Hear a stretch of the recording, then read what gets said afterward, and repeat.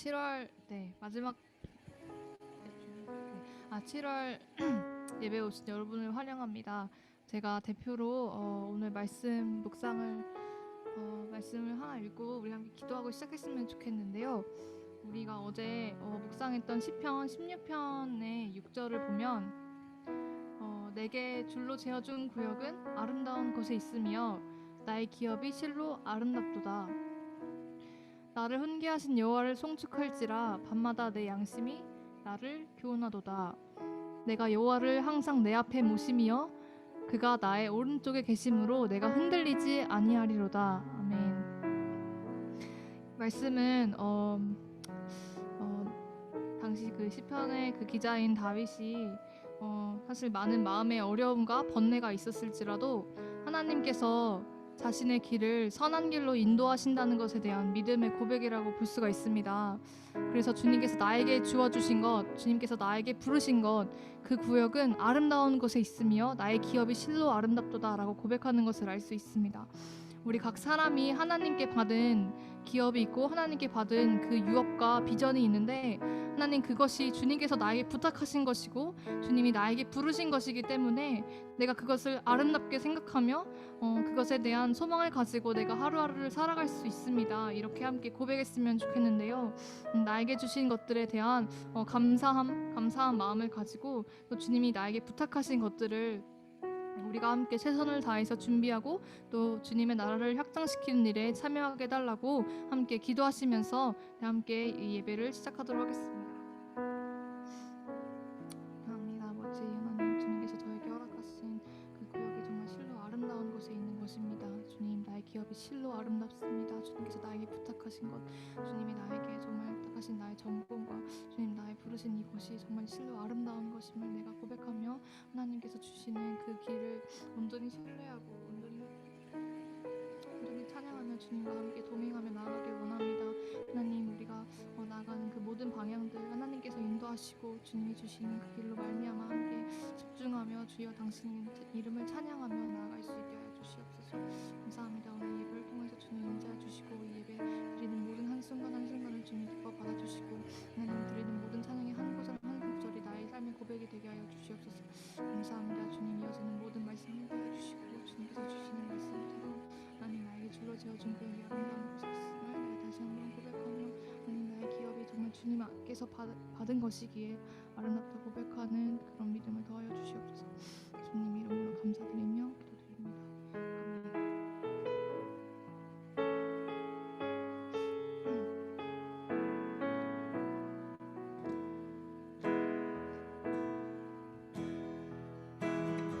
나의 영원하신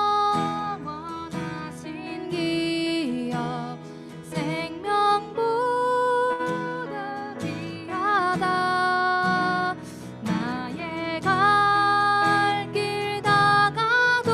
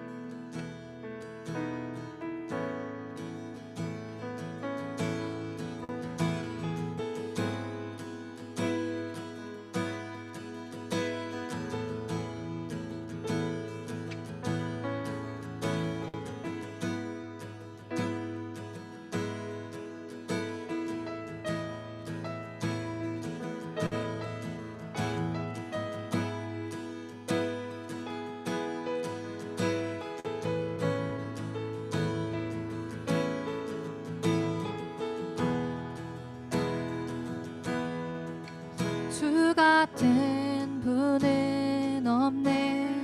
가장 귀한 나의 주님, 주만이 나의 삶의 이유 되시네. 주 같은 분은 없네. 주 같은 분은 없네.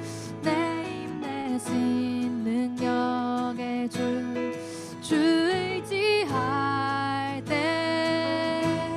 새 힘 주시네. 주님 필요해요. 주님 필요해요. 영원한 내 소망, 주 나의 모든 것, 생명 되시네. 주님만 높이리. 영원한 나의 소망, 영원한 나의 왕. 아멘. 존귀하신 예수 찬양해.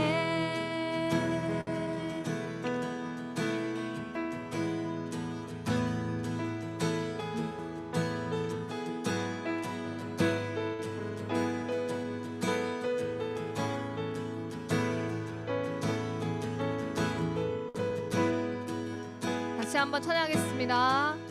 주 같은 분은 없네. 가장 귀한 나의 주님, 주만이 나의 삶의 이유 되십니다. 이유 되시네. 주 같은 분은 없네. 내 힘 대신 능력의 주 의지할 때 새 힘 주시네. 주님 필요해요. 아멘. 영원한 내 소망, 주 나의 모든 것, 생명 되시네.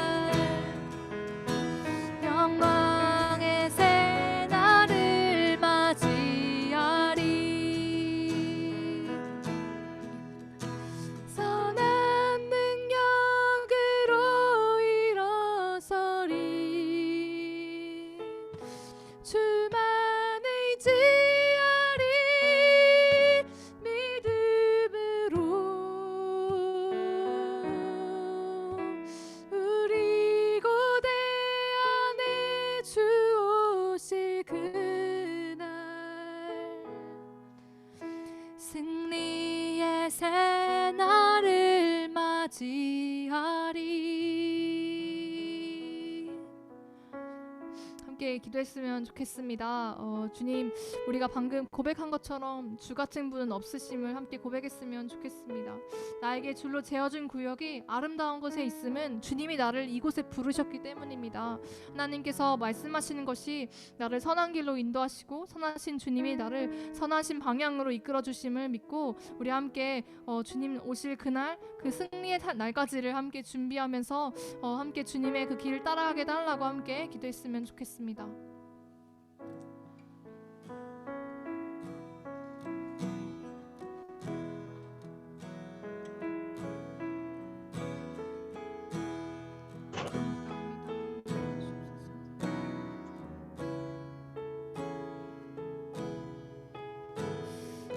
주시옵소서. 예수 그리스도 돌이켜 주시옵시고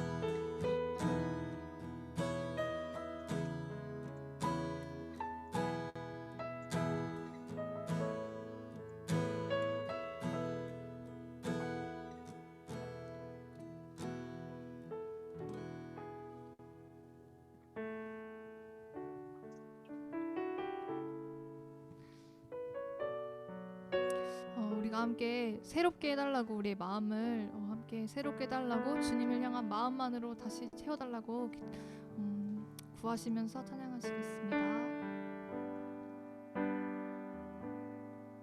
새롭게 하소서 주님, 상한 나의 마음을 새롭게 하소서 주님, 주님 마음 주소서.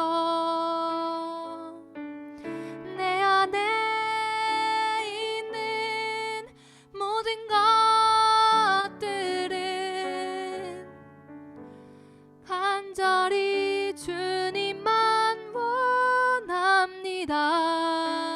주님을 바라는 간절한 나의 마음 주님으로 채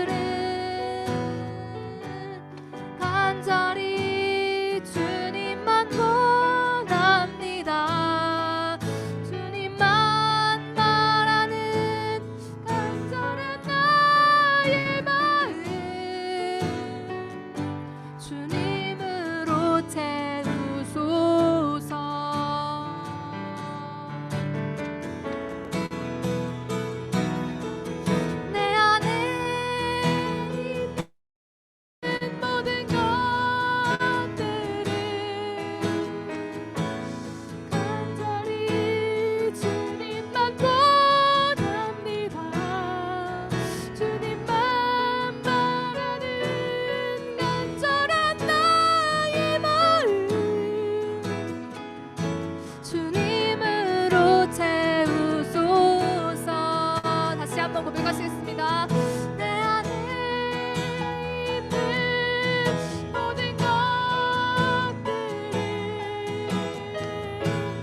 간절히 주님만 원합니다. 주님만 바라는 간절한 나의 마음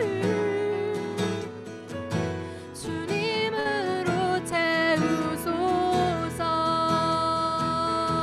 멈출게 내 영혼아 거룩하신 이름. 이전에 없었던 노래로 나 주님을 경배해.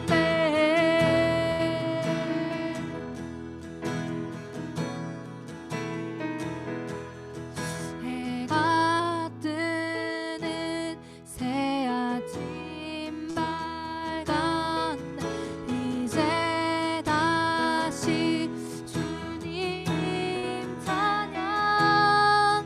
무슨 일이나 어떤 일이 내게 놓여도 저녁이 올 때 나는 노래해.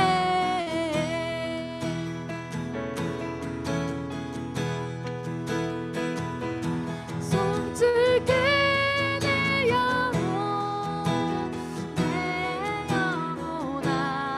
내 거룩하신 이름. 이전에 없었던 노래로 나 주님을 경배해.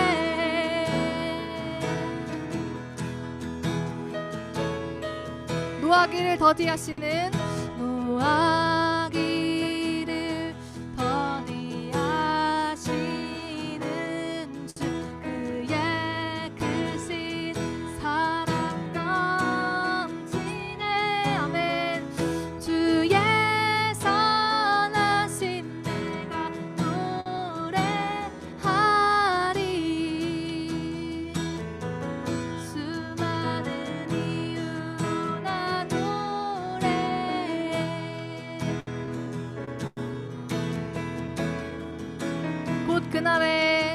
곧 그날에 나의 힘 나고 나의 삶의 여정 마칠 때 끝없는 찬양 나 드리리라.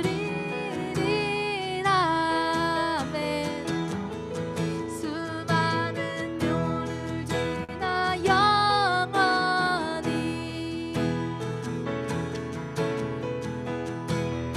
Bless the Lord, bless the Lord, oh my soul, oh my soul, worship His holy name. Sing like never before, oh my soul, I worship Your holy name. Bless the Lord, bless the Lord, oh my soul, oh my soul, worship His holy name. Sing like never before, oh my soul, I worship Your holy name.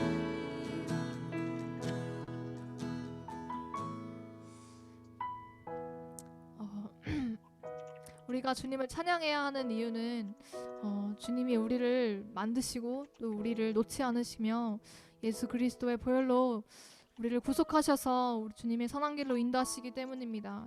주님을 찬양해야 할 이유는 수만 가지고 수백만 가지이고 우리가 감히 주님을 사랑을 헤아리기 어려울 정도입니다. 우리가 함께 그 감사한 마음을 가지고 함께 조용히 기도했으면 좋겠습니다. 하나님, 우리를 정말 사랑하셔서 감사합니다. 우리를 선하신 길로 인도해 주셔서 감사합니다.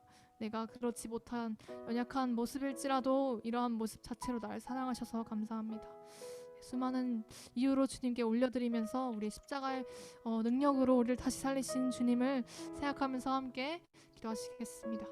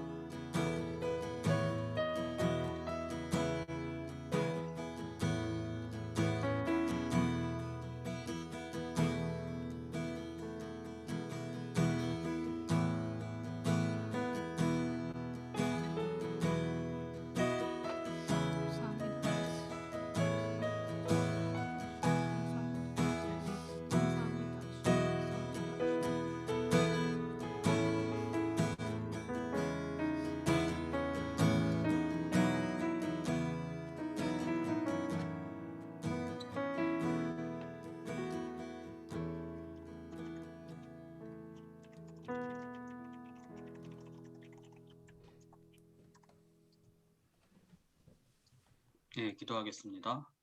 사랑과 은혜가 한이 없으신 하나님 아버지, 무더위에도 이렇게 주님 앞에 모여 예배를 드리게 하심이 감사합니다. 비록 코로나 팬데믹으로 함께 같은 공간에 모여서 예배할 순 없지만 이곳에 있는 한 사람 한 사람을 깊이 사랑하시고 긍휼히 여기시며 삶의 주인 되기 원하신 하나님, 당신의 은혜가 우리의 삶을 붙들고 계심을 고백합니다. 당신의 크신 사랑에도 불구하고 지난 한 주간 성령을 쫓기보다는 마음의 정욕대로 행하며 탐심과 근심으로 마음이 어두워져 알고도 속이며 행한 여러 죄악들을 회개합니다. 우리의 죄악을 용서하시고 애통한 심령을 허락하여 주시고 우리의 마음과 생각을 감찰하사 영혼을 회복시켜 주셔서 성령으로 충만한 빛의 자녀로 하나님께 영광 돌리며 살게 하소서. 다윗을 광야에서 만나셨던 하나님, 그가 죽음과도 같았던 고난 가운데 하나님의 기이한 도우심을 겪었던 것을 기억하며 대학교의 한 사람 한 사람도 다윗과 같이 하나님께 붙들리는 삶을 살게 하소서. 현재 코로나 전염병으로 전 세계가 고통을 겪고 있습니다. 우리나라에서도 코로나가 다시 유행하고 삶의 많은 부분들이 제한되고 생활고와 고독한 삶 가운데 신음하는 사람들이 많습니다. 하나님 안에서 거룩한 성도의 삶도 무너지고 자칫 이웃에 대한 사랑과 관심이 말라버리기 쉬운 시기에 우리의 중심을 하나님께 드리고 밝은 생활과 선한 일을 멈추지 말게 하소서. 하나님, 또 이 나라에는 전염병만큼 해로운 거짓말들과 불법이 성행하고 있습니다.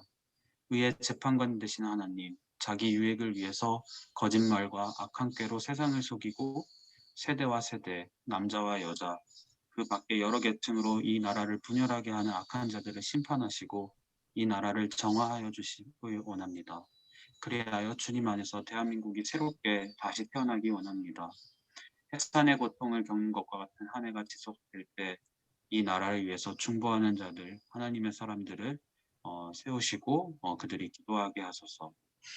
서울대학 그리고 대학교를 위해서 기도합니다. 이 교회가 비록 작지만 성령께서 함께 하시고 하나님의 능력과 영광이 나타나는 교회가 되게 하소서. 불완전한 사람의 사상과 감정에 따라서 하나님의 말씀이 왜곡되지 않게 하시고 오롯이 말씀과 그 안에 하나님이 주신 감동이 밝히 선포되게 하소서. 또한 하나님의 말씀만이 영혼을 살리며 소생하게 함을 우리가 깨닫고 말씀을 가까이 하게 하소서. 이 시간 말씀을 전해주실 송재준 교수님을 위해서 기도합니다. 성령의 능력과 권능으로 하나님의 말씀을 선포하게 하시고 듣는 우리의 마음을 만져주셔서 하나님께 순복하고 또한 돌이키는 은혜를 주시기 원합니다. 대학교회를 통해 서울대를 축복하시고 많은 열매를 맺기 원하시는 주님, 저희 교회가 주님이 주신 사명을 잘 이루고 많은 그리스도의 군사들이 대학교회를 통해 하나님의 귀한 동역자요 예수님의 선한 친구가 되게 하소서.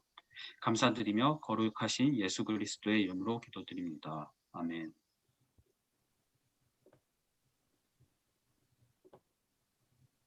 예, 사도신경으로 신앙 고백하겠습니다. 나는 전능하신 아버지 하나님 천지의 창조주를 믿습니다. 나는 그의 유일하신 아들 우리 주 예수 그리스도를 믿습니다. 그는 성령으로 잉태되어 동정녀 마리아에게서 나시고 본디어 빌라도에게 고난을 받아 십자가에 못 박혀 죽으시고 장사된 지 사흘 만에 죽은 자 가운데서 다시 살아나셨으며 하늘에 오르사 전능하신 아버지 하나님 우편에 앉아 계시다가 거기로부터 살아있는 자와 죽은 자를 심판하러 오십니다. 나는 성령을 믿으며 거룩한 공교회와 성도의 교제와 죄를 용서받는 것과 몸의 부활과 영생을 믿습니다. 아멘. 예, 성경 봉독 요한복음 3장 35절에서 36절 함께 읽도록 하겠습니다. 아버지께서 아들을 사랑하사 만물을 다 그의 손에 주셨으니 아들을 믿는 자에게는 영생이 있고 아들에게 순종하지 아니하는 자는 영생을 보지 못하고 도리어 하나님의 진노가 그 위에 머물러 있느니라. 아멘. 예, 오늘 성경의 가르침 하나님의 성품과 일이라는 제목으로 말씀 전해주십니다. 더운 여름에 한 주 동안 안녕하셨습니까? 오늘은 지금 방금 읽어주신 그 말씀 내용 따라서 성경의 가르침이라는 그런 제목을 가지고 함께 말씀을 나누도록 하겠습니다. 이 내용은 제가 계속해서 이제 전하고 있는 성경 연구 입문이라고 하는 존 스토트 목사님 책의 5장에 해당하는 그런 내용입니다. 이 5장까지 이제 쭉 왔는데 1장에서 우리가 성경의 목적이라고 해서 1월 달에 제가 이제 전한 말씀 중에 전한 적이 있는데 거기 보면 성경을 우리에게 주신 목적은 우리를 구원하시려고 주셨다라고 이렇게 말씀을 했고요. 이 구원은 예수 그리스도를 믿음으로 얻을 수 있다.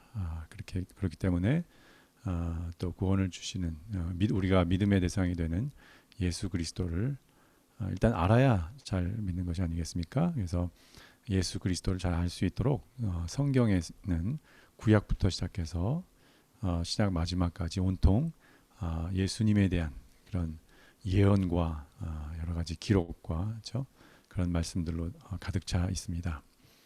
우리가 삼위일체라는 그런 면에서 봤을 때 예수님이 곧 하나님이시므로 결국 성경이라는 것은 결국 하나님에 대해서 기록하고 있는 성경 하나님을 계시하고 있는 그런 내용이라고 볼 수가 있습니다. 그래서 오늘 성경의 가르침이라는 그런 제목 하에서도 많은 부분을 성경에서 가르치지만 하나님에 집중해서 하나님의 그 부제를 지금 성품과 일이라고 이렇게 다뤘는데 사실은 특징 하나님의 특징이라는 것이 사실 더 어울리는 말이긴 하지만 특징이라고 하면 왠지 좀 이렇게 덜 인격적인 것 같아서 그냥 성품이라는 얘기를 했고요. 그 다음에 하나님이 하신 일은 너무도 많지요. 지금도 일하시는 분이신데 많은 일 가운데 우리를 위해서 하신 가장 중요한 일 역시 구원의 그런 일일 텐데 구원에 관련된 일에 대해서 오늘 나눠보고자 합니다. 먼저는 이제 하나님의 성품 또는 하나님의 특징을 두 가지로 크게 나눠서 우리가 함께 생각할 것이고 그 다음에 하나님이 우리를 위해서 하신 일에 대해서는 세 가지로 나눠서 우리가 생각을 합니다. 그 톡방에 오늘 그 PPT 내용이 요약돼서 나왔기 때문에 보시면은 5가지 주제가 소재가 있다는 것을 다 아실 겁니다. 자, 첫 번째 그래서 하나님의 성품 또는 특징. 첫 번째는 하나님은 자연과 만국을 다스리시는 전능자다라는 것입니다.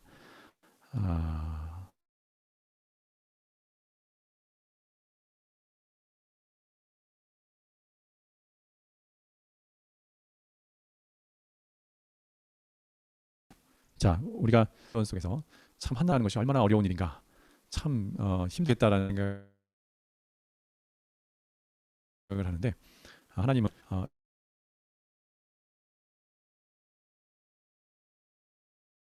인간 세계를 제외한 이런 자연과 우주를 함께 다 다스리시는 분이시다, 그런 말씀인데, 이것이 어떻게 가능할까요? 그렇죠? 한 나라를 다스리는 것도 이렇게 힘든데, 이것은 역시 이 온 우주와 또 인간을 지으신 분이 바로 하나님이시기 때문에 가능하다라고 우리가 생각을 할 수가 있습니다. 그래서 하나님의 특징에서 우리가 빼놓을 수 없는 것이, 가장 먼저 우리 꼽아야 되는 것이 역시 창조주 하나님이라는 거겠죠. 그래서 너무나도 이 말씀 뭐 잘 알기 때문에 말씀, 우리 옆에 PPT 내용이 지금 나가고 있는데, 구약과 신약에서 말씀 하나씩 뽑아서 이렇게 제시를 했습니다. 그래서 신약 그 시편에 보시면 산들도 높은 것도 그의 것이로다, 바다도 그의 것이라, 그가 만드셨고 육지도 그의 손이 지으셨도다 라고 말씀하시고, 신약에도 요한복음 1장 3절에 보시면 만물이 그로 말미암아 지은 바 되었으니 지은 것이 하나도 그가 없이는 된 것이 없느니라. 여기서 그는 물론 이제 예수님을 가리키고 있는데, 하나님이 온 우주 만물을 결국 창조하셨다라는 거, 우리가 성경의 가르침 중에 가장 기초적이고 중요한 말씀으로 볼 수가 있겠고요. 자, 자연과 만국을 다스리는 하나님이라고 했는데, 두 번째는 생물을 기르시는 하나님이십니다.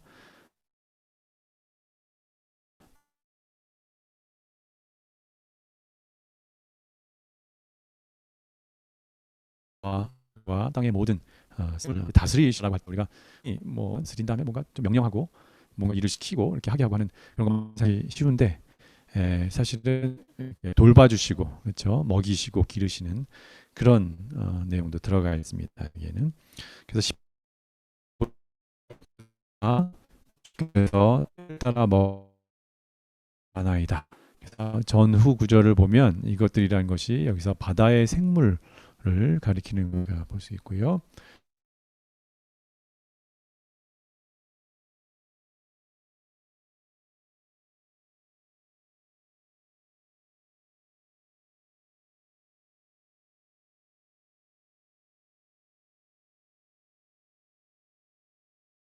하시는 분이다라는 것을 우리가 알 수가 있습니다. 다음으로는 자연과 만국을 다스리는 하나님, 자연에게 또 명령하시는 하나님입니다. 다스림이라는 것이 또 명령이라는 것을 또 빼놓을 수가 없는데, 자연에게 명령하신다라는 말씀을 얘기를 할 때, 우리가 예수님이 갈릴리의 그 성난 파도를 잠잠케 하신 그 일을 우리가 사실 쉽게 떠올립니다. 예수님이 저 광풍을 제어하신 일인데, 이것은 사실 구약에도 비슷한 내용들이 시편에 우리가 찾아볼 수가 있습니다. 보시면 불과 우박과 눈과 안개와 그의 말씀을 따르는 광풍이며 라고 해서, 광풍도 하나님을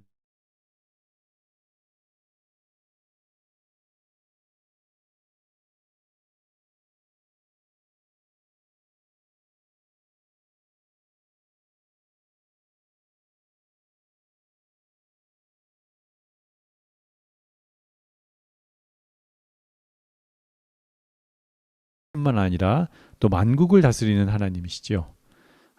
그래서 대표적으로 우리가 예로 들을 수 있는 것이 이 바벨론의 느부갓네살 왕의 그런 사건입니다. 느부갓네살 왕은 후대 역사가들이 한번 계수해 보니까 약 43년 정도를 바벨론의 왕으로서 통치를 했다고 합니다. 뭐 잘 했던 못했던 어떤 그 시대 왕의 권한이 워낙 컸기 때문에, 그렇죠? 오랫동안 이렇게 통치를 할 수가 있었던 것 같은데, 그 마지막 7, 8년간을 사실 느부갓네살은 마치 들의 소처럼 그 풀을 뜯어먹는, 그러니까 정신병이 든 거죠. 한마디로 그 정신병 상태로 이렇게 지내다가 다시 온전한 정신 상태로 돌아오게 됐습니다. 그 내용이 다니엘 여기 본문에 보시면 4장 32절에 사실 예언되어 있는 말씀인데요. 지극히 높으신 이가 사람의 나라를 다스리시며 자기의 뜻대로 그것을 누구에게든지 주시는 줄을 알기까지 이르리라 하더라 하는 것이 이 내용을 예언한 그런 내용입니다. 이 사건이 있을 때 느부갓네살 왕은 어떤 일을 벌였냐면, 왕국의 그 궁의 옥상에 올라가 가지고 그 바벨론 시내를 쭉 보면서 그렇게 얘기를 했어요. 이 나의 권세와 능력으로 이 큰 바벨론을 이루었다라는 얘기를 했어요. 그 말 하자마자 사실 사람은 정신이 나가서 짐승처럼 그런 상태로 이제 들어가게 된 겁니다. 자, 그러고 보면 이 왕궁의 옥상에 올라가서 이런 시험에 들고 또 그 징계를 받은 일이 또 한 가지 여러분 아마 기억나실 거예요. 누구죠? 다윗이죠. 다윗이 한참 잘 나갈 때였는데 사실 그때 느지막하게 일어나가고 왕궁의 옥상에 올라가서 그 궁안을 둘러보다가 밧세바가 모욕하는 모습을 보고 유혹에 빠지게 되잖아요. 죄를 범하게 되고 자, 그런 거 보면 우리가 올라갈 때는 떨어질까 조심하면 되겠지만 자, 결국 교만하지 말라는 얘기죠. 자신이 이룬 어떤 일들, 업적들을 돌아볼 때 우리가 이거 봐라, 내가 그렇게 지혜롭고 열심히 일을 해서 이와 같은 큰 결과들을 얻었다라고 하면 이 느부갓네살 왕이나 또는 다윗 왕처럼 그런 똑같은 이제 우를 범하게 되는 것입니다. 자, 그래서 그 큰 바벨론의 느부갓네살 왕의 권세도 하나님이 옮기시면 순식간에 이렇게 옮겨질 수 있음을 느부갓네살 왕은 친히 7년 동안 경험을 했습니다. 7년 후에 그래서 제정신으로 돌아온 후에 그 내용들을 이렇게 조서를 통해서 이제 만국에 알리면서 하나님을 찬양하게 되죠. 예. 자, 이 신약에도 같은 결국 말씀이 로마서 13장 1절에 기록이 되어 있습니다. 권세는 하나님으로부터 나지 않음이 없나니 모든 권세는 다 하나님께서 정하신 바라. 그래서 바빌론과 같은 큰 나라뿐만 아니라 오늘날에 많은 나라들이 있는데 한 160여 개국 있다고 하나요? 모든 나라들의 성립과 권세들이 결국 하나님의 다 손안에 있다라는 것을 우리가 인정을 해야 될 것입니다. 자, 그 다음 이제 첫 번째 주제의 마지막 얘기는 만국을 도구로 사용하시는 하나님입니다. 방금 바벨론 얘기를 했는데, 자, 아수르가 북이스라엘을 침공하고 또 바벨론이 유다를 침공해서 정복하고 하는 일들이 구약에 나와 있음을 우리가 이미 알고 있습니다. 만약 신앙이 없고 하나님을 모르고 한 제3자가 이 일들을 본다면 아마 아수르의 신이나 또는 바벨론에서 사람들이 섬기는 신들이 혹시 이스라엘의 신보다 더 강한 것이 아니냐 이렇게 생각할 수도 있어요. 그렇죠? 예. 근데 사실 성경을 보면 이 아수르와 바벨론은 하나님이 당신의 백성을 징계하시고 훈계하시기 위해 사용했던 하나의 막대기에 불과했음을 우리가 알 수가 있습니다. 그래서 이사야 10장 5절에 보면 아수르 사람은 화해 있을진저 그는 내 진노의 막대기와 그 손의 몽둥이는 내 분노라. 막대기요 내 분노라. 이렇게 막대기에 지나지 않고 내 분노를 표출하는 그런 도구에 지나지 않음을 이렇게 말씀하고 있고, 예레미야 25장 12절에도 이제 바벨론에 대해서 얘기하고 있죠. 바벨론도 역시 이스라엘을 훈계하는 그런 막대기로 쓰셨는데, 자, 그 나중에 어떻게 됐습니까? 그 죄악으로 말미암아 벌하여 영원히 폐허가 되게 하되라고 이렇게 말씀을 하고 있죠. 그래서 쓸모가 없어진 막대기는 뭐 주인이 얼마든지 아궁이에 던져 불쏘시개로 쓸 수도 있는 것처럼 쓸모가 없는 바벨론이 그렇게 크고 세계사에서는 중요한 역할을 하는 나라였지만 하나님 보시기에는 그저 당신의 조그만 민족 이스라엘을 위한 하나의 도구에 지나지 않았다라는 것을 볼 수가 있습니다. 그래서 만국을 도구로 사용하시는 하나님을 우리가 그 특징으로 볼 수가 있습니다. 자, 두 번째 하나님의 특징 또는 성품이라고 한다면 항상 동일하신 분이라는 겁니다. 옆에 부제처럼 하나님은 사랑과 정의의 하나님 또는 사랑과 진노의 하나님이라고 썼습니다. 자, 우리가 성경 또는 하나님에 대해서 흔히 쉽게 오해하고 있는 부분이 있을 수 있는데 어떤 거냐면, 자, 구약의 하나님은 진노의 하나님이고 신약의 하나님은 자비 하나님이다라는 우리의 인상을 가질 수 있다는 것입니다. 자, 왜 그렇습니까? 구약에 보니까 물의 심판이 나오죠. 모든 민족들이 물의 심판으로 인해서 다 쓸려 갔습니다. 그리고 굉장히 엄격한 그런 율법이 있고 또 하나님과의 관계에서 실패한 이스라엘이 전쟁을 통해서 징계를 받고 또 유배당하는 모습이 나옵니다. 이런 것들을 볼 때 과연 하나님은 구약에서 보니까 그 백성까지도 아끼지 않고 이렇게 징계하시고 가차없이 이렇게 심판하시는 그런 진노의 하나님이 아닌가 이렇게 인상을 가질 수가 있고, 반면에 신약에서 보니까 자, 예수님은 어떻습니까? 그 참 연약해 보이시고 그렇죠? 이사야에도 그렇게 연약한 그런 모습으로 이렇게 예언이 되어 있는데, 그런 분이 십자가를 또 힘없이 어떻게 보면 지시는 것 같고, 근데 그 십자가의 그런 그 예수님을 지신 예수님을 믿기만 하면 누구든지 차별 없이 다 구원하신다, 용서하신다, 죄를 용서하신다 그렇고 하니까 얼마나 큰 자비입니까? 저 신약은 온통 하나님의 사랑으로 가득한 것 같은데 구약은 하나님의 진노로 가득한 것 같아서 두 하나님이 서로 다른 분이 아닌가, 하나님이 진화했나, 하나님의 성격이 바뀌었나 그렇게 생각할 수 있다는 것입니다. 그런데 자, 성경을 잘 살펴보면 신약의 말씀 중에도 하나님의 진노와 그렇죠? 그 정의를 행하시는 그런 모습이 나오고, 구약에도 하나님의 사랑이 사실은 이미 들어가 있습니다. 자, 관련 구절이 지금 많지만 그 중에 하나를 이제 선택을 한 건데요. 자, 그 전에 먼저 우리 신약에 나와 있는 대표적인 정말 중요한 하나님의 그 구원의 그 사랑의 구원의 역사를 간추린 한 구절, 요한복음 3장 16절 여러분 다 아시죠? 자, 우리 모두 함께 눈 감고 한번 외워볼까요?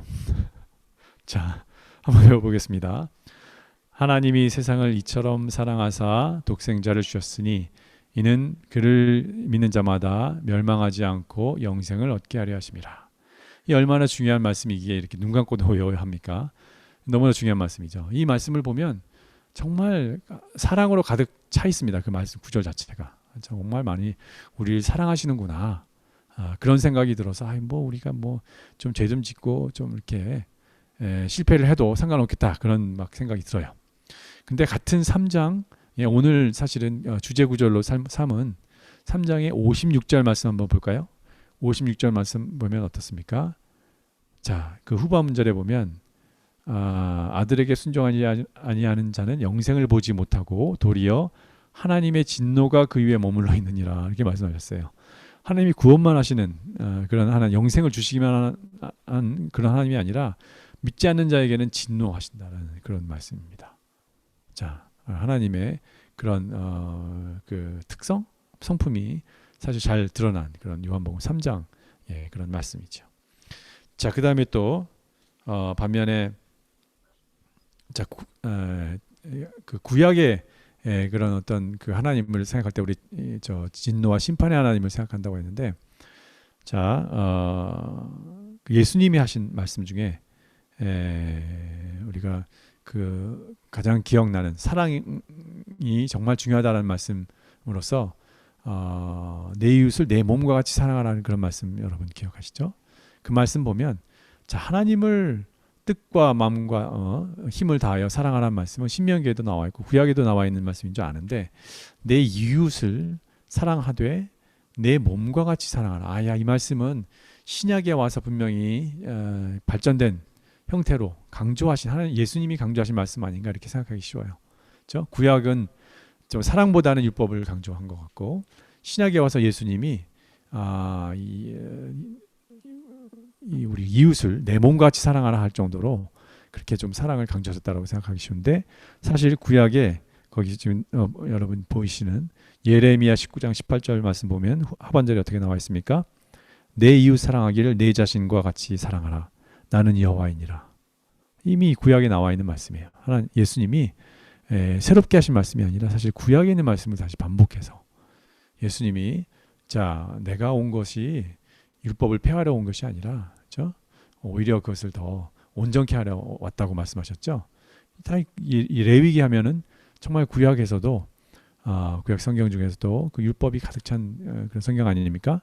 그 중에 말씀하신 그런 내용입니다. 이미 그래서 하나님은 구약의 하나님이나 또 신약의 하나님이나 다 같이 사랑의 하나님이시고 또한 공의의 하나님이시다라는 것을 우리가 성경을 통해서 배울 수가 있습니다. 또 하나 덧붙인다면 사실 자, 물의 심판 아까 얘기를 했었는데 구약에는 물의 심판이 있지 않습니까? 근데 신약에는 불의 심판이 있습니다. 자, 오늘 같은 날씨 보면 최고 기온이 36도인데 아마 실제로 햇볕에 나가면 아마 그 이상을 느낄 수 있을 겁니다. 마치 불의 심판 같아요. 근데 장차 우리에게 불의 심판이, 세상에 불의 심판이 있다라는 것을 요한계시록에 이미 자세히 잘 기록하고 있죠. 그래서 하나님은 변함없으시다라는 것을 우리가 알 수 있고, 자, 또 한 가지, 하나님은 전능하신 하나님이다라는 것을 서두에 우리가 말씀을 보았는데, 전능하시다라는 것은 모든 것을 다 하실 수 있다는 그런 말씀이지만 사실 하나님이 모든 것을 다 하실 수 있는 분은 아니에요. 자, 이렇게 얘기하면 무슨 이단의 속설 같은 얘기냐라고 생각하실 수 있는데, 하나님은 당신의 어떤 하신 말씀을 거슬러서 모순되는 일을 하시지는 못합니다. 자, 그래서 거기 디모데후서 2장 13절 말씀이 나와 있죠. 주는 항상 미쁘시니 자기를 부인하실 수 없으시니라. 자, 미쁘시다라는 말은 영어로 faithful, 그래서 믿을만하다, 신뢰할 만하다, 그런 뜻인데, 왜냐하면 하나님은 당신이 하신 말씀을 어긋나서 오늘은 이렇게 말씀하셨는데 내일은 그 반대로 말씀하시거나 행동하실 수 없는 분이시다라는 말씀이에요. 이것은 곧 무슨 말씀입니까? 어제나 오늘이나 동일하신 분이다. 그렇기 때문에 우리는 그분을 믿을 만하다. 우리가 어제 오늘 말이 달라지는 사람을 믿을 수는 없어요. 신뢰가 안 가죠. 근데 하나님은 이 세상을 지으시기 전이나, 그렇죠? 오늘 참 과학이 많이 발달된 이 시대나 동일하신 분이기 때문에 항상 우리는 믿을 만하다, 믿을 수 있다라는 그런 말씀입니다. 자, 여기까지가 이제 하나님의 성품 또는 특징에 대한 두 가지를 살펴본 것이고, 자, 성경에 하나님이 우리를 위해서 하신 일들, 주로 이제 구원에 관한 일이라고 말씀드렸는데 그 세 가지로 나눠서 한번 보면, 첫 번째는 자, 우리를 구속하신 분입니다. 세 가지 먼저 다 말씀드리면, 우리를 구속하시고 양자 삼으시고 또 우리를 영화롭게 하신, 또 우리에게 영광을 주시는 그런 하나님이다라는 그런 내용인데, 첫 번째로 먼저 우리를 구속하신 분에 대해서 한번 생각을 해보겠습니다. 자, 구속이라는 말, 이거는 영창에 구속한다 그런 얘기가 아니라 어떤 사람을 자유롭게 할 수 있도록 그 대가를 치룬다라는 그런 의미입니다.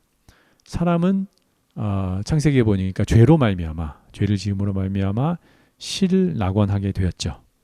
근데 그러한 인간을 하나님은 다시금 하나님과 함께 거닐면서 교통하면서 하나님과 함께 살아가는 그런 존재로 되돌리시기 위해서 어떻게 하셨습니까? 바로 구속하신 겁니다. 친히 인간의 몸을 입고 오셔서 십자가에서 그 피를 뿌리심으로 그 대가를 치르심으로 우리를 구속하셨죠. 자, 이 신약에 와서에 이루어진 이 구속 사건이 구약에 사실 여러 가지로 비유가 되어 있습니다. 크게 세 가지로 이 존 스토트 목사님은 이제 지적을 하셨는데, 첫 번째 것은 아브라함을 갈대아 우르에서 인도하신 그 일이 마치 우리를, 죄 중에 있던 우리를 불러내신 그 일과 같다라고 우리가 볼 수가 있고, 또 두 번째가 사실은 어떻게 보면 가장 직접적이고 가장 인용이 많이 되는 그런 내용인데, 노예 상태로, 애굽의 노예 상태로 있던 이스라엘 백성을 출애굽시킨 그런 일, 그렇죠? 그것이 대표적으로, 그렇죠? 우리를 구속하신 일에 대한 그런 상징적인 그런 비유적인 일이라고 볼 수 있고, 마지막 세 번째는 바벨론에 포로로 잡혀간 이스라엘 백성을 다시금 귀환시킨 그 사건이 우리를 죄에서 구속하신, 그렇죠? 그런 일의 비유로 우리가 볼 수가 있습니다. 두 번째 그 사건, 출애굽 사건이 가장 크다고 했는데, 출애굽 사건에서 가장 백미는 역시 유월절의 그런 일입니다. 그래서 유월절이 어떤 날입니까? 출애굽하기 전에, 그렇죠? 어린 양의 피를 문설주에 발라서, 그렇죠? 그랬을 때 어린 양의 피가 있어야만 그 집은 무사하고, 그렇지 않은 애굽의 모든 집들은 다 장자를 잃게 되는 그런 사건이 벌어진 그런 일이었죠. 그 유월절 양이 곧 예수 그리스도를 직접적으로 상징하는 가리키는 그런 일이라는 것이죠. 그래서 고린도전서 5장 7절 거기 보시면 바로 이렇게 비유를 해놨습니다. 우리의 유월절 양 곧 그리스도께서 희생되셨느니라. 그래서 유월절 양이 곧 그리스도심을 나타내고 있고 베드로전서 1장 18절로 19절에도 쭉 읽으시면 19절에 오직 흠없고 점없는 어린 양 같은 그리스도의 보배로운 피로 된 것이니라 라고 이렇게 유월절 양의 피를 이렇게 비유적으로 이렇게 나타내고 있습니다. 자, 그 다음에 두 번째는 우리를 양자 삼으신 분입니다. 자, 구속이란 말 방금 전에 봤는데 우리를 구속하신 분. 자, 사실 구속이란 말은 조금 좀 어두운 의미들이 많이 들어가 있죠. 우리 노예 상태, 즉 곤란한 상태에 있는 사람을 대가를 주고 희생을 치러서 이렇게 구해낸 거니까 좀 어둡고 부정적인 좀 얘기가 많이 나와 있습니다. 근데 양자에 삼는다라는 것은 굉장히 긍정적이고 그렇죠? 밝은 그런 이미지죠. 자, 하나님은 죄의 노예 상태에 있던 우리를 구해내셨어요. 그렇죠? 구속하실 때, 자, 구속하신 다음에 어떻게 하셨습니까? 자, 너희들은 이제 자유하니까 앞으로 네 맘대로 살아봐 하고 그냥 버려두셨습니까? 아니면 자, 이제 죄의 노예에서 이제부터 나의 노예가 되어라 하고 바뀌긴 바뀌었는데 똑같은 노예로 바꾸셨습니까? 그것이 아니죠. 신약에 보면 우리를 양자 삼으셨다고 했습니다.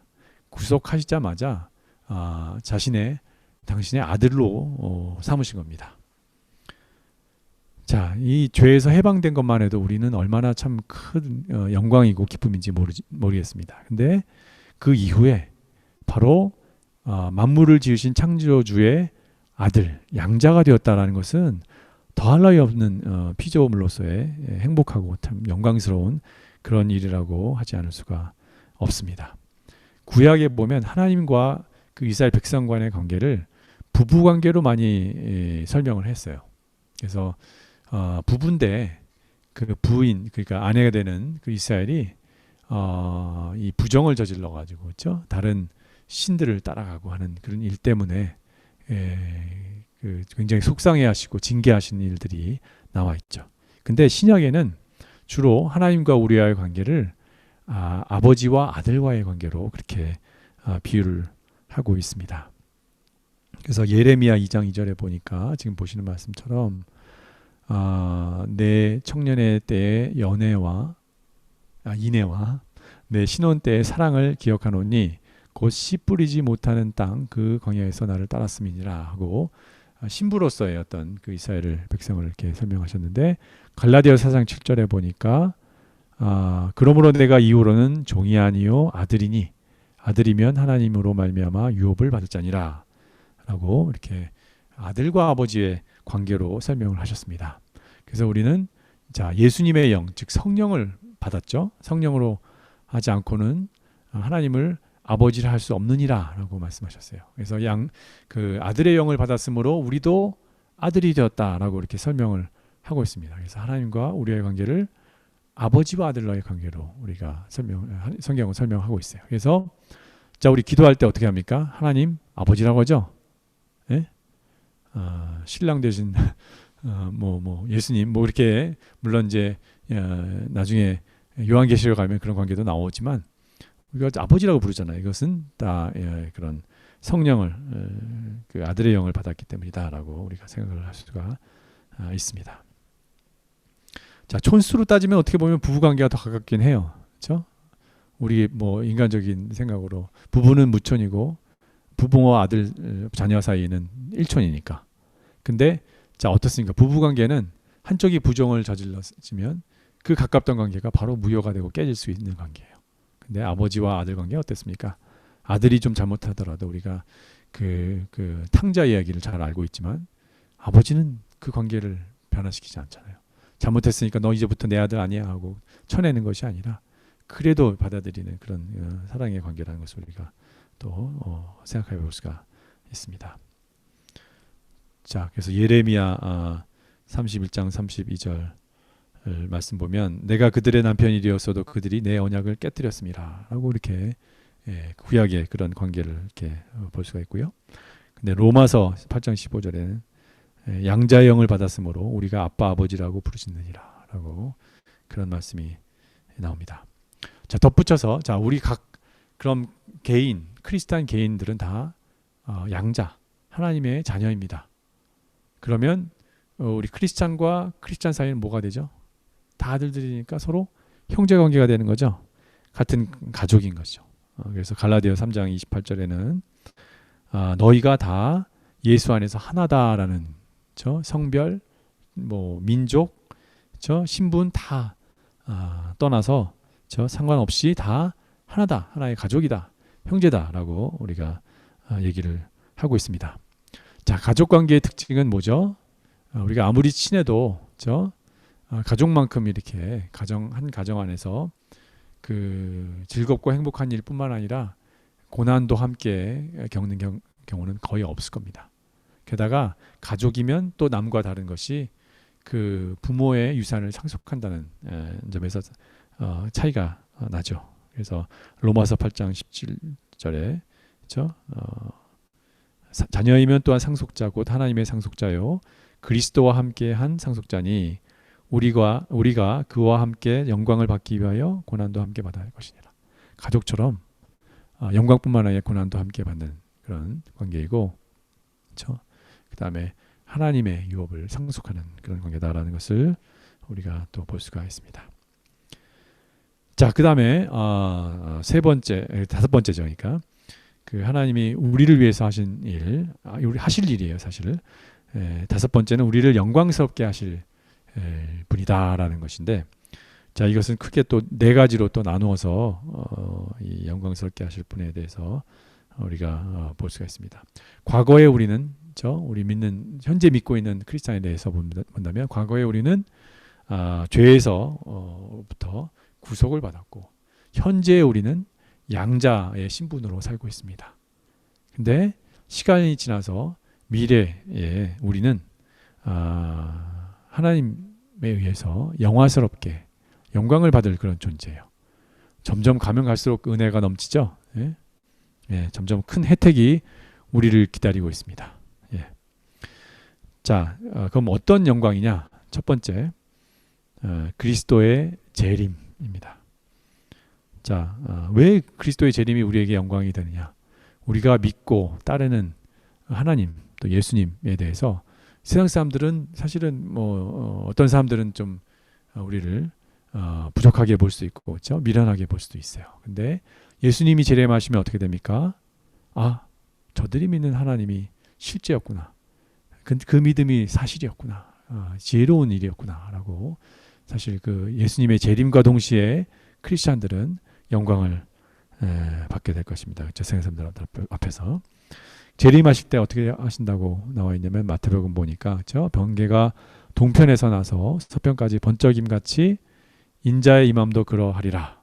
그래서 순식간에 모든 사람이 다 알 수 있게끔 세상에 지구가 둥글어서 사실은 이쪽에서 이쪽 가려면 비행기로도 한참 가는데 번개처럼 빛의 속도로 이렇게 모두에게 다 보이신다라는 확실하게 그러니까 모두가 부인할 수 없는 그런 예수님의 재림이 될 것이다라는 그런 말씀이고요. 자, 두 번째는 우리의 부활입니다. 자, 사실 죽었다가 살아난 경우는 구약에도 그 예가 있고 신약에서도 살펴볼 수 있어요. 구약에서 대표적인 게 어떤 게 기억이 나십니까?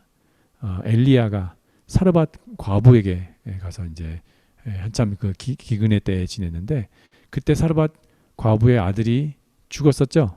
근데 다시 살립니다. 그 아들도 살아났고 그 다음에 또 신약에 보면 예수님이 나사로를 살리신 얘기를 잘 알잖아요. 자, 이 사람들도 살았어요. 근데 어떻게 다를까요? 이 사람들은 살았지만 결국은 늙어서 결국은 이제 수명이 다했을 때 결국 다시 이제 죽음을 맞이했을 겁니다. 그러한 그런 의미의 살아남이 아니라 우리의 장차 올 부활은 변화된 몸으로의 부활이다라고 성경에서 증거하고 있습니다. 그래서 저는 얼마 전에 저희 학과 교수 단톡방이 있는데 그 단톡방에 어떤 교수님이 10년 전에 교수님들이 같이 찍은 사진을 한번 어디서 찾아서 게시한 적이 있어요. 10년 전 제 사진을 보니까 저를 비롯해서 모든 교수님들이 어찌 이렇게 다른 모습인지 10년이면 강산도 변한다더니 사진에 있는 제 모습은 대학원생이었습니다. 야, 이 참 지나가는 세월을 잡을 수가 없고 나도 이렇게 늙었구나. 사실 학교에 있으면 교수님들이 좀 세상 다른 곳에 있는 분들보다 덜 늙어요. 좀 나이보다 젊어 보이거든요. 그래서 저도 어디 가면 참 젊다는 얘기 듣는다라고 생각을 했는데 10년 전 제 모습을 보니까 그게 아니에요. 그때는 참 팽팽했구나라는 그런 생각이 들어서 야, 이거 어떻게 참 지나간 세월은 되돌릴 수가 없고 더 늙지 않게 조심해야겠다는 생각만 들었는데 그렇지 않죠. 다시금 생각해보면 우리는 부활할 육체다. 부활할 몸이다. 예. 부활할 때 그냥 부활하는 것이 아니라 저 변화된 몸으로 부활하기 때문에 굳이 우리의 젊을 때를 이렇게 그리워할 필요가 없겠다라는 우리가 생각을 할 수 있습니다. 빌립보서 3장 21절에 보니까 어떻습니까? 만물을 자기에게 복종하게 하실 수 있는 자의 역사로 우리의 낮은 몸을 자기 영광의 몸의 형체와 같이 변하게 하시리라. 그런 말씀. 예수님이 부활하셨을 때 어떤 몸이었습니까? 막 문이 닫혔는데도 막 통과하셨죠. 그렇죠? 시간을 공간을 초월하시는 막 그런 분명히 육체가 부활한 겁니다. 그 영이 아니에요. 부활하신 육체는 특별한 그런 어떤 그 영원히 변치 않는 그런 상태임을 우리가 알 수가 있어요. 그래서 자, 다른 것 여러 가지 나중에 같이 생각할 점들을 뒤에 나누자고 이렇게 제 포인트로 이렇게 집어넣기도 했지만 참 우리가 앞으로 장차받게 될 영광 중에서 가장 좋아 보이는 것이 무엇인가? 라고 할 때 이 부활한 육체가 아마 빼놓을 수 없는 그런 모습이 되지 않을까 그런 생각이 듭니다. 자, 세 번째 장차 우리를 영화롭게 할 그런 요소 중에 하나는 심판입니다. 자, 심판하면 사실 별로 이렇게 반갑지 않죠. 심판하면 뭐 상도 받을 수 있지만 사실 이렇게 뭐 벌도 받을 수 있기 때문에 자, 마태복음 16장 27절에 보니까 예수님 다시 오실 때에 각 사람이 행한 대로 예수님이 갚을 것이다라고 이렇게 말씀을 하셨어요. 이게 참 이대로만 보면 좀 불안해요. 그렇죠? 우리가 분명히 우리의 행위로는 절대로 무슨 행위를 했던 간에 의롭다고 할 만한 그런 행위가 없어요. 그렇죠? 근데 다만 그때 가서 우리의 현재 지나온 그렇죠? 삶 동안에 행했던 말과 행위를 되돌아볼 때 그러나 이 구원받은 사람의 어떤 증거다라고 할 만한 그런 행위와 말은 분명히 있을 겁니다. 그렇죠?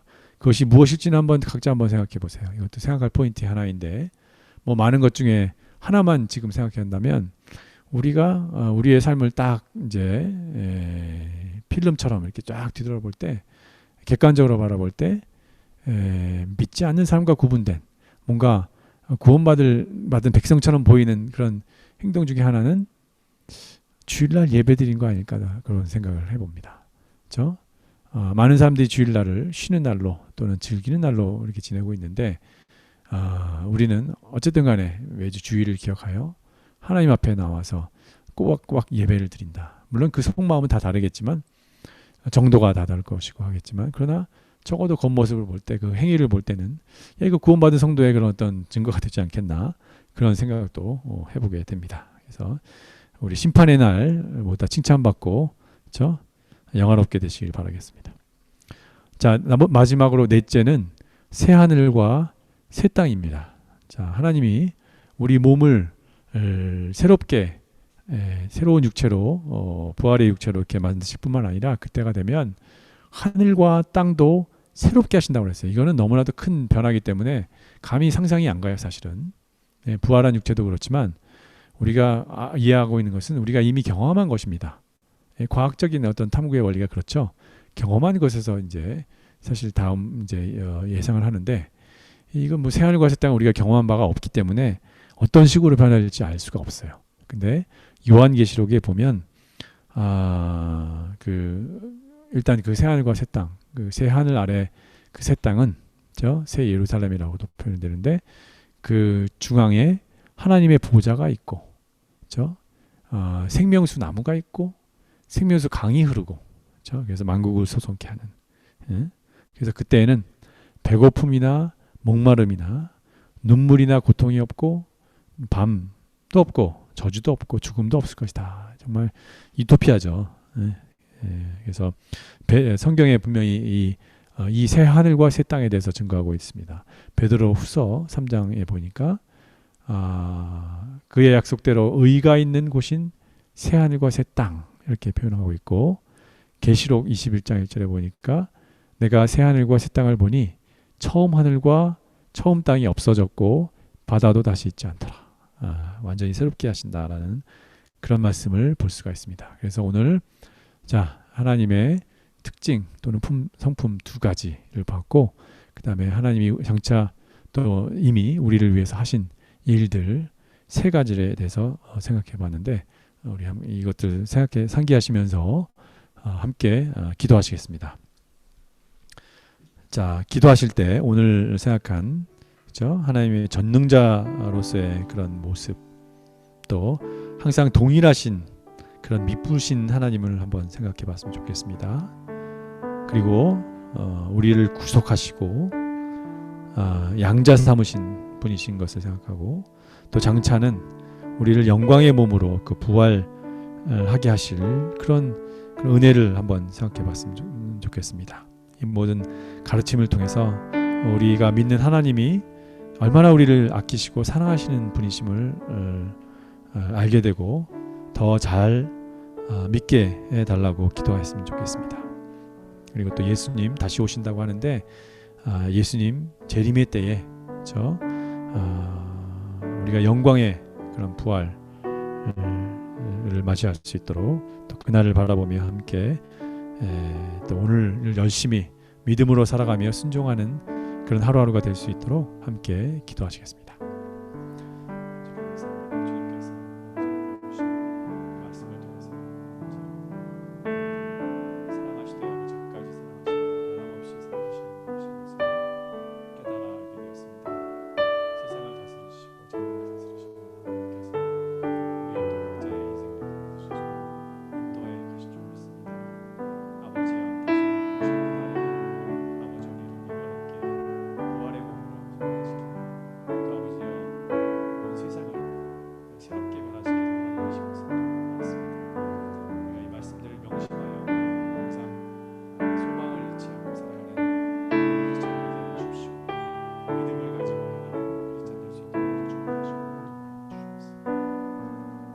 감사드렸고 예수님의 이름으로 기도드렸습니다.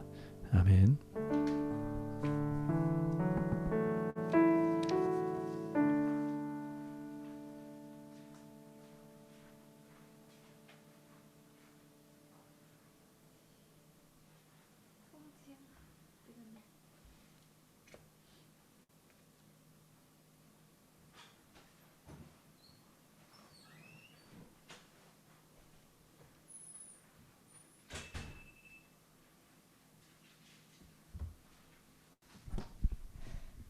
네, 다 함께 봉헌 찬송 들으시겠습니다.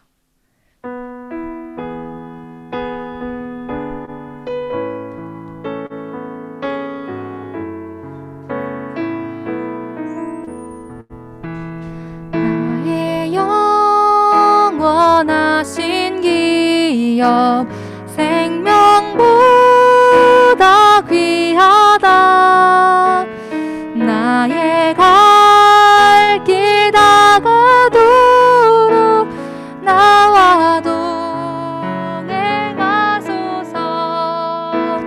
주께로 가까이 주께로 가오니 나의 갈 길 다가도록 나와 동행하소서.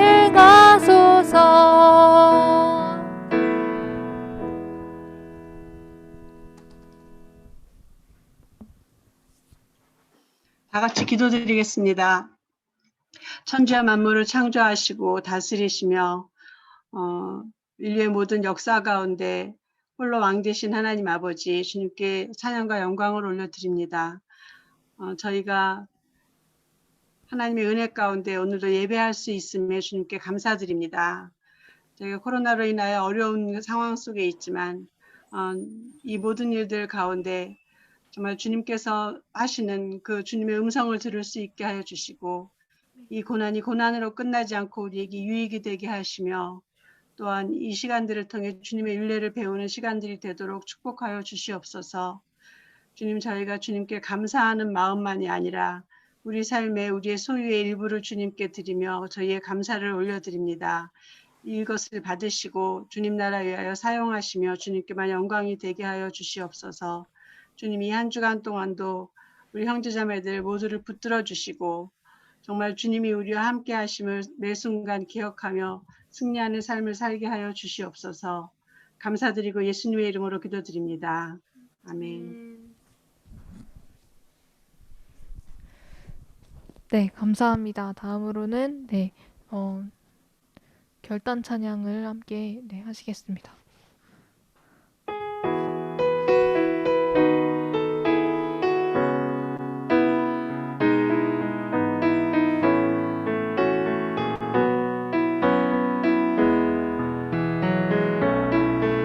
주 선한 능력으로 안으시네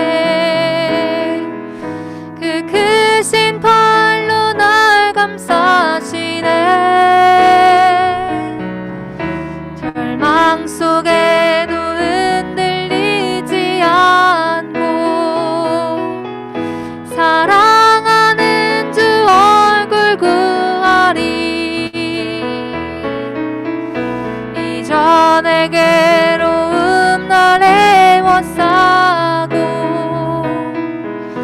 고난의 길을 걷는다 해도 주님께 모두 맡긴 우리 영혼 은혜 승리의 날을 맞으리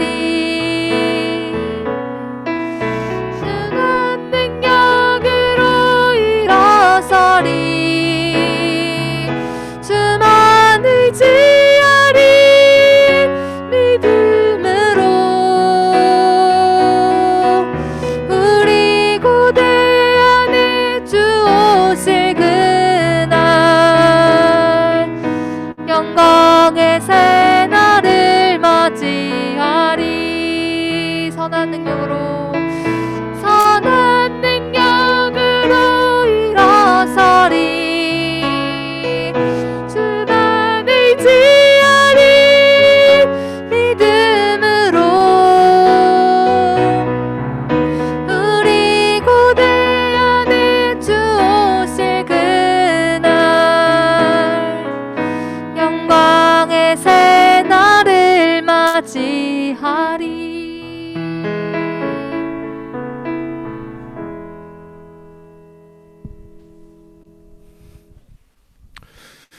축도하겠습니다. 지금은 우리 주 예수 그리스도의 크신 은혜와 하나님 아버지의 측량할 수 없는 크고 깊고 넓으신 사랑하심과 성령 하나님의 감화 감동 인도 충만하신 귀한 은혜가 성경의 그 기록을 통하여 우리에게 알려주신 그 하나님을 우리가 신뢰하며 그 사랑의 주님을 따라 이 어렵고 힘든 코로나 팬데믹 상황 가운데서도 믿음으로 주님과 함께 동행하며 하나님이 기뻐하실 그 기쁘신 뜻을 위하여 믿음으로 달려가기 원하며 결단하는 이 시간 예배를 드린 우리 모든 믿음의 형제 자매들과 또한 흩어져 있는 우리 서울대학교 믿음의 공동체 가운데에 지금으로부터 영원토록 함께 하시기를 간절히 축원하옵나이다. 아멘.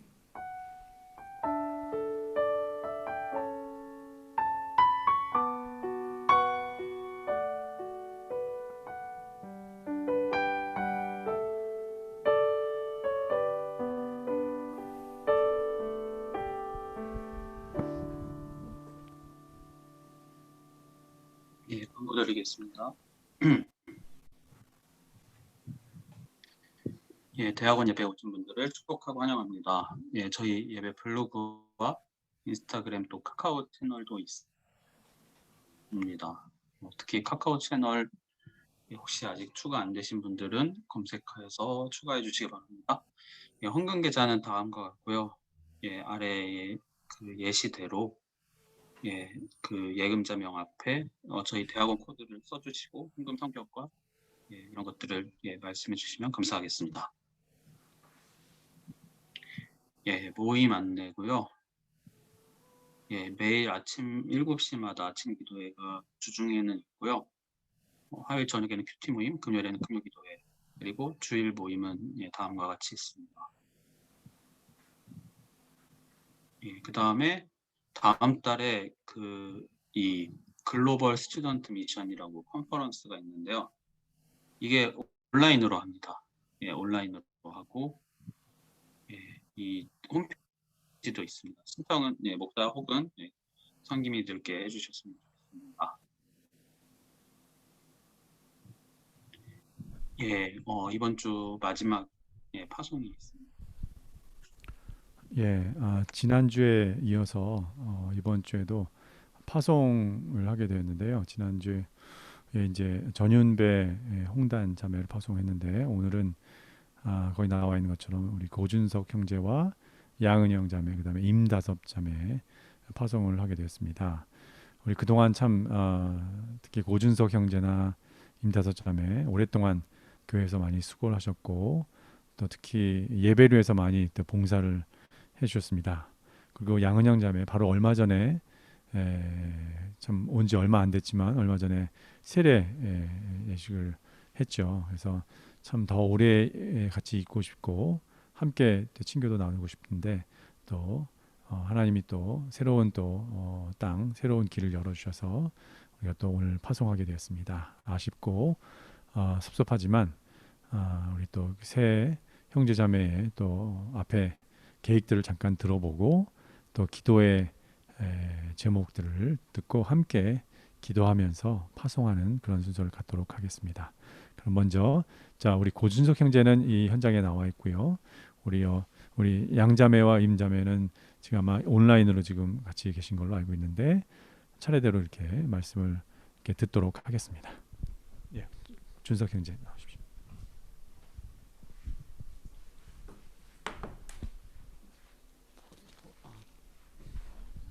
벗어도 돼요? 네.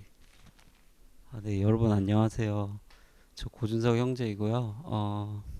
저는 오는 9월 그 미국 위스콘신 대학교 경영학 인사조직학 전공으로 박사 유학을 가게 되어가지고 이렇게 인사를 드리게 되었습니다. 정말 지난 3년 반 정도의 그 여러분들과 함께 했던 시간과 어떤 그런 신앙생활 함께 했던 것들이 장면처럼 계속 지나가는데 너무 제가 과분한 사랑만 많이 받고 가는 것 같아서 이 자리를 빌어서 목사님 내외 또 교수님, 사모님, 또 간사님, 또 모든 형제 자매님들께 감사하다는 말씀을 드리고 싶습니다.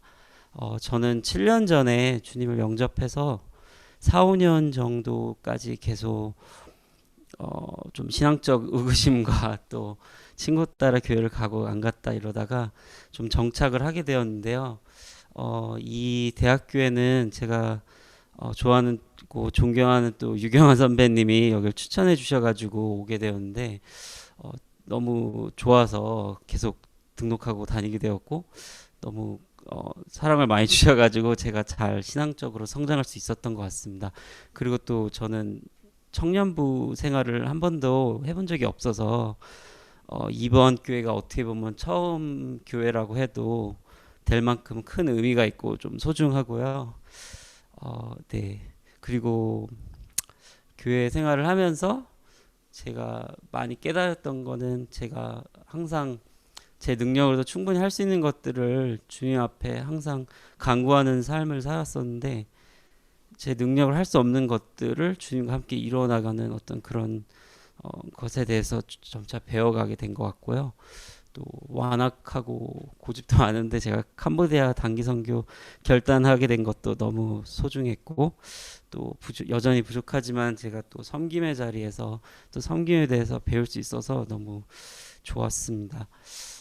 제가 기도 제목 부탁드리고 싶은 거는 계속해서 제가 주께 순복하고 나아가는 삶 또 그의 놀라운 계획을 믿는 그런 삶을 위해서 정말 진정한 크리스찬 될 수 있도록 그렇게 기도 부탁드리고요. 또 제가 새로운 곳에 갈 때마다 또 새로운 곳에 정착할 때마다 그 만남의 은혜, 관계의 축복에 대해서 기도를 되게 많이 합니다.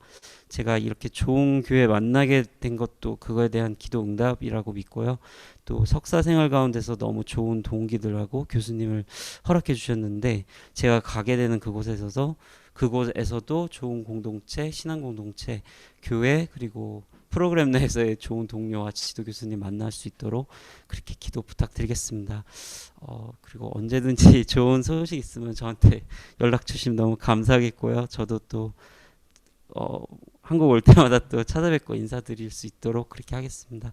다들 건강하셨으면 좋겠고 또 잘 코로나 시기 잘 극복하고 항상 좋은 일만 가득하시길 제가 기도하겠습니다. 감사합니다.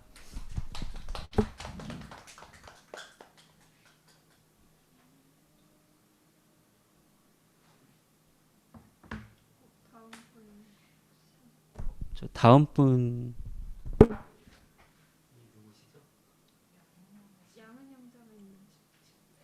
안녕하세요. 저는 혜림이 소개로 반입이 된 양영이라고 합니다. 이렇게 파송식 자리 마련해 주셔서 인사드릴 기회가 생겨서 너무 좋은 것 같은데 자리 마련해 주셔서 감사하다고 말씀드리고 싶습니다. 저는 서서문학과 석사과정을 올 여름에 졸업을 하고 그리고 일리노이주 어바나 샴페인이라는 곳에서 이제 미국 박사과정을 시작하려고 합니다. 과는 이제 스페인어과고요. 가기 전 되게 짧았는데 이렇게 대학원 교회분들이랑 나눔도 하고 교제도 하고 그리고 목자에서도 되게 좋은 분들 따뜻한 분들 많이 만날 수 있어서 도움을 되게 다양하게 받았던 것 같아요. 그래서 이렇게 감사하게 너무 과분하게 받아서 되게 절 돌보고 계시는 하나님 알 수 있었던 것 같습니다. 유학 사실 정해지고 나서부터는 되게 막 신나기보다는 조금 무섭기도 하고 되게 막연하게 되게 두려움이 많았는데 그럴 때마다 늘 기도로 항상 하나님께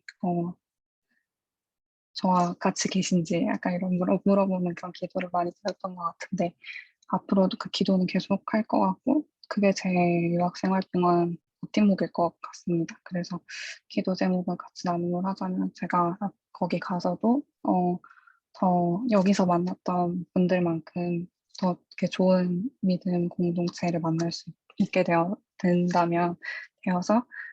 더 좀 더 훌륭한 그리스도인으로 성장할 수 있는 그러기를 원한다는 기도 제목을 같이 나누고 싶습니다. 감사합니다.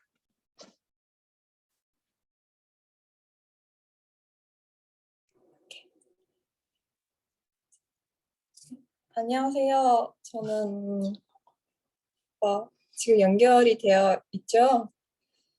네, 안녕하세요. 저는 작년에 서울대학교 환경대학원 환경조경학과를 졸업하고 지금 이번 9월부터 네덜란드 로테르담에 있는 에라스무스 대학에서 도시 계획과 그리고 도시 정책을 연구하게 될 인나서입니다.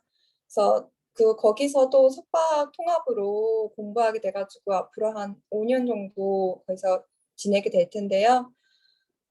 제가 서울대학교 이 대학원 예배 부모님의 권유로 다니게 되었고 그때마다 제가 많은 걸 배웠어요. 그 전에는 그렇게 신앙심도 별로 깊지도 않았고 솔직히 말해서 그냥 썬데이 크리스찬처럼 교회를 다니기도 했었는데 여기 와서 제 스스로 성경 공부도 하게 되었고 그리고 여기서 만났던 사람들로부터 위로도 받고 또 옆에서 보면서 많은 걸 배울 수도 있었고 그리고 잠깐 동안 PPT 섬김을 했었는데 그때도 되게 어쩔 때는 되게 처음에는 되게 어렵다 이렇게 생각했지만 하다 보니까 더 즐거웠고 또 사람들을 만나는 것도 더 재밌었고 그리고 무엇보다도 예배를 더 열심히 듣게 되고 이런 여러 가지 기쁨을 얻게 되어서 정말 많은 것을 알려주셔서 정말 감사하게 생각하고 있습니다.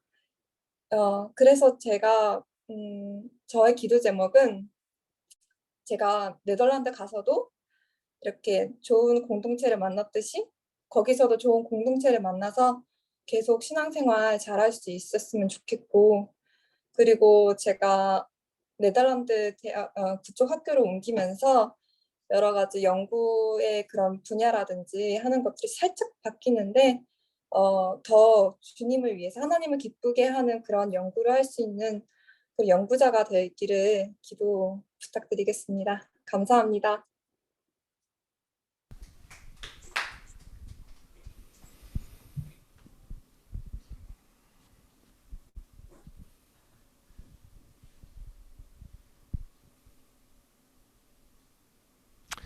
이제 우리 다 같이 기도드리겠습니다.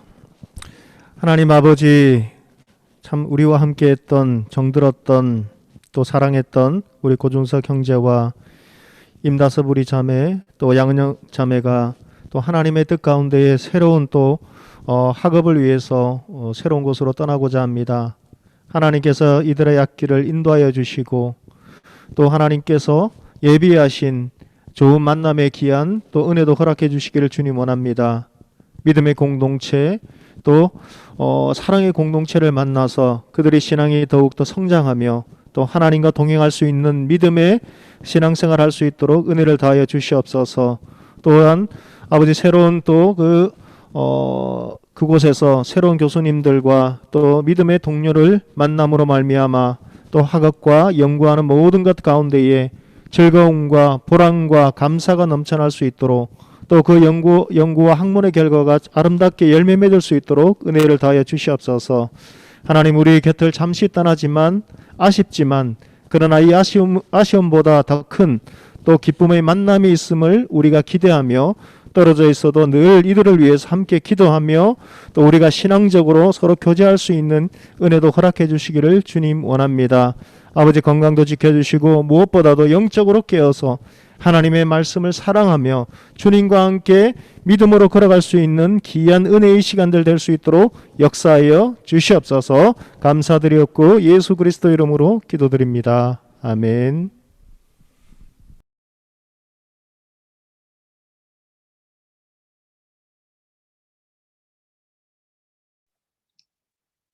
예, 감사합니다. 예, 축복과 함께 기도하겠습니다.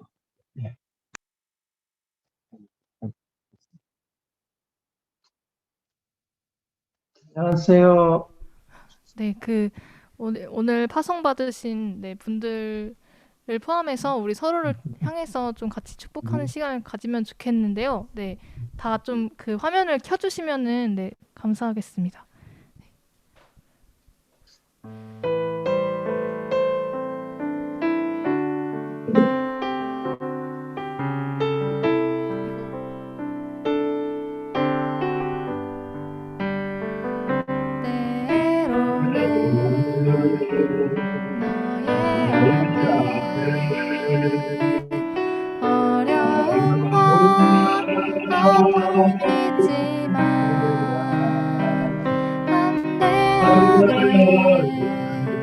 주를 바라보는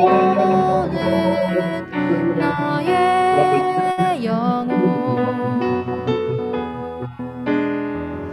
너의 영혼, 우리 볼 때 얼마나 아름다운지, 나의 영혼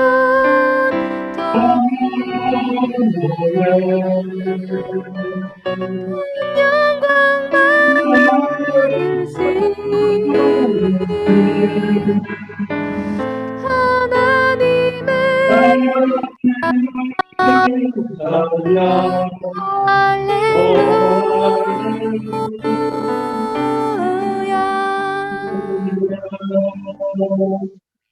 네, 예배는 여기서 마치도록 하겠습니다. 감사합니다. 잘 다녀오세요.